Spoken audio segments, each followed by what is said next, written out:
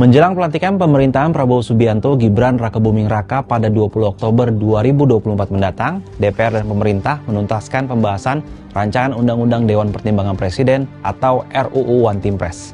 Apa saja poin yang direvisi dari Undang-Undang One Team Press ini dan mengapa undang-undang ini seolah sengaja direvisi menjelang pemerintahan Prabowo Gibran? Adakah kepentingan politik di baliknya? Pembahasan RUU One Team Press dilakukan Badan Legislasi DPR dan pemerintah pada Selasa 10 September 2024 di Kompleks Parlemen Jakarta. Melalui revisi ini, DPR dan pemerintah sepakat mengubah nomenklatur One Team Press menjadi One Team Press RI, bukan Dewan Pertimbangan Agung atau DPA sebagaimana diusulkan DPR sebelumnya.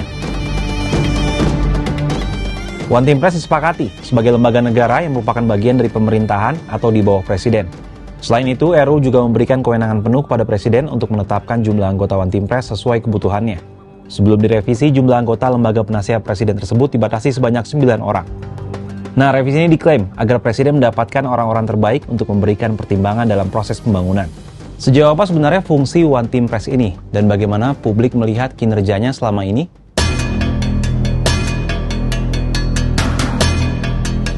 One Team Press adalah lembaga pemerintah non-struktural yang bertugas memberikan nasihat dan pertimbangan kepada Presiden.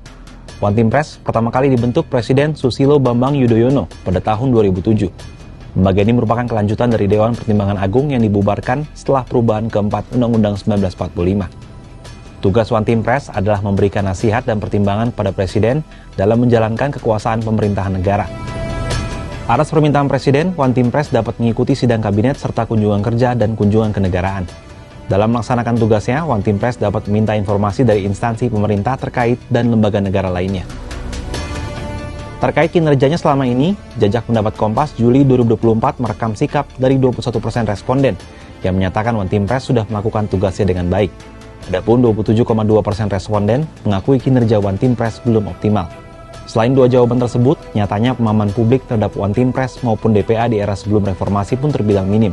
Dalam pertanyaan yang sama terkait kinerja, separuh responden mengaku belum pernah mendengar soal One Team Press. Lantas, apakah RUU One Team Press ini juga berkaitan dengan desas-desus masuknya Presiden Joko Widodo ke dalam One Team Press setelah lengser dari jabatannya?